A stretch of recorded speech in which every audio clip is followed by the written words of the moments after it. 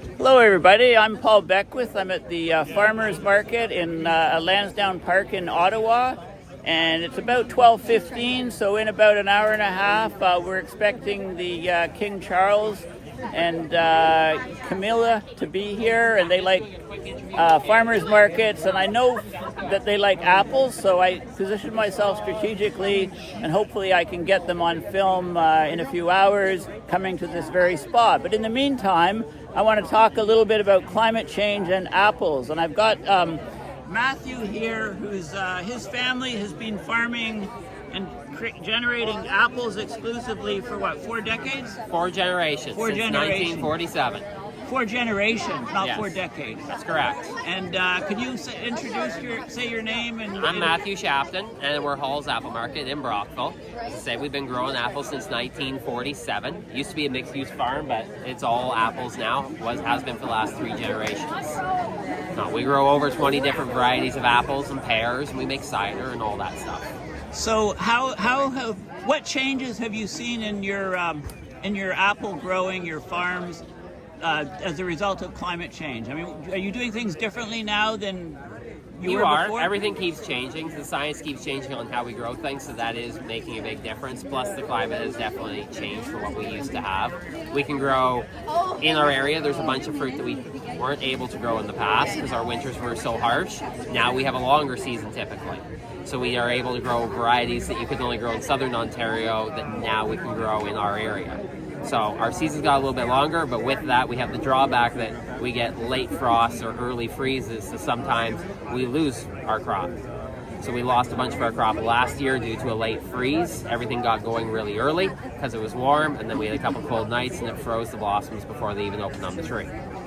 Because I remember a few years ago, there was something like $100 million worth of damage to apple crops in Ontario because it was very warm in the spring.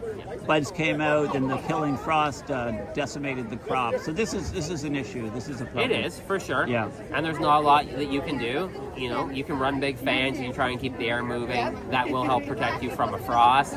But the issue that we had last year is we had a freeze. So if it's a continuous cold overnight, there's nothing that you can do unless you're going to stand out there with a heater underneath every tree, which is kind of hard on 40 acres of trees. How many trees would we be talking about? I planted 3,000 new trees this year. I don't know, I probably have about 20,000 trees in the ground. Okay.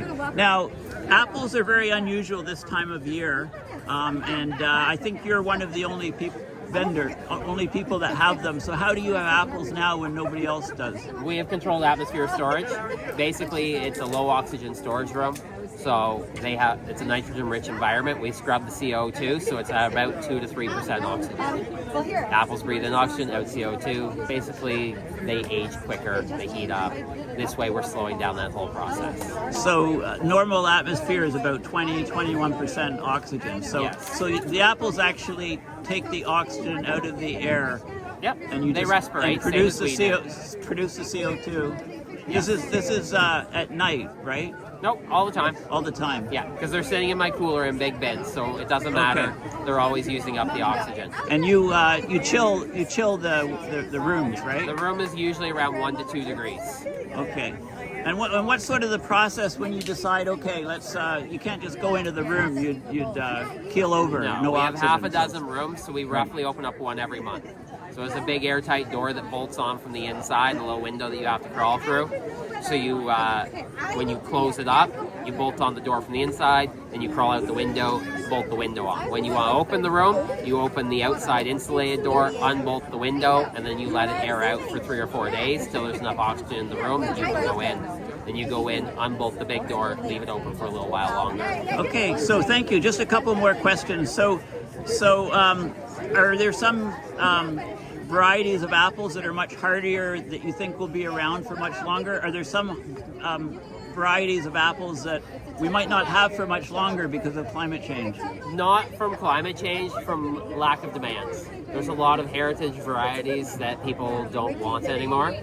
They're not as good at making a pie, they're not as sweet. People like the sweet apples, not the cooking apples. So there are hundreds of varieties that there are some people that still grow to keep that alive.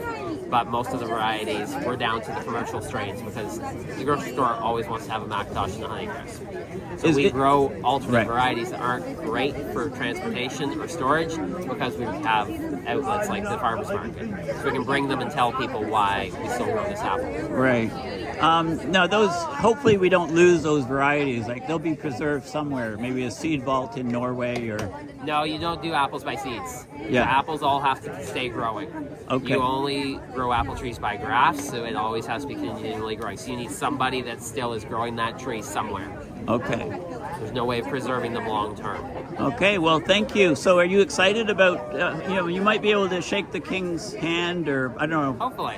See him, It's you might be right here. It's going to be an exciting day either way. Well, thank you very much, Matthew. You're very welcome. You have a good day. You too. Yeah, I know.